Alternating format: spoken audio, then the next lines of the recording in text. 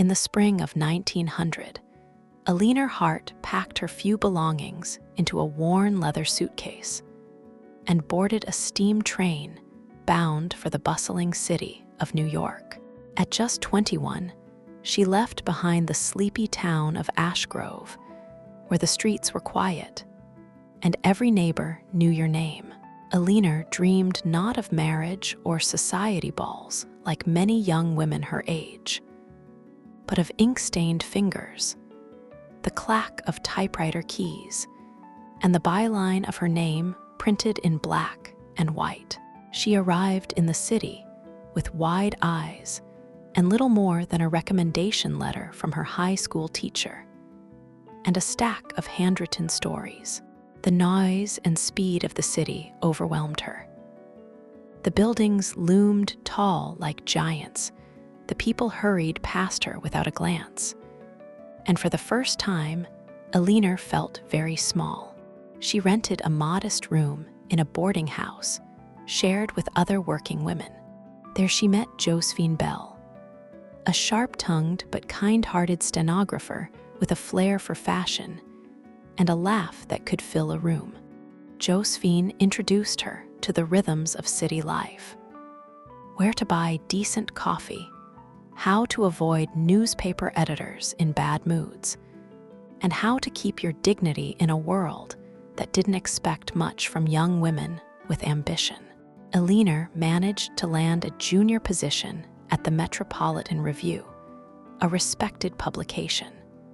Though her duties were far from glamorous, she fetched coffee, corrected typos, and was mostly ignored by the older male reporters. Her first pitch was dismissed with a laugh. Weeks passed. Alina grew discouraged. Her stories remained unread, her efforts unnoticed. One night, after a particularly cruel rejection, she returned home on the verge of tears. Josephine didn't press her, but she did bring home 2 pastries and a stack of magazines with marked-up articles. "They want polish," she said. "Let's give them brilliance." With Josephine's help and encouragement, Alina rewrote her story. A vivid portrait of a tenement girl who supported her family by sewing lace. She snuck it onto her editor's desk with trembling hands. Days later, she was summoned to his office. To her surprise, not only had he read it, he wanted to publish it. That article opened doors. More assignments followed: human interest stories, short columns, even a feature about women working in factories. Alina found her footing. She wasn't just surviving in the city, she was becoming part of it.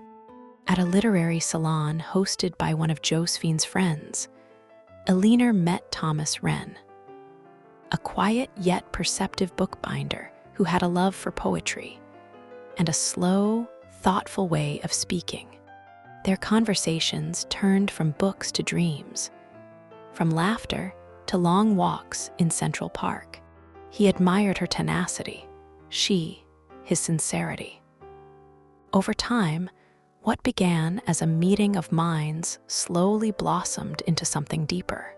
By the end of the year, Alina was no longer the uncertain girl from Ashgrove. She was a published writer, a beloved friend, and a woman learning that even in the vastness of the city, you could still find home, not in a place, but in the people who believed in you. That concludes the story. Thank you so much for listening. If you enjoyed this story, please give it a like and consider subscribing for more tales like this one. Your support means the world and helps keep these stories coming. Until next time.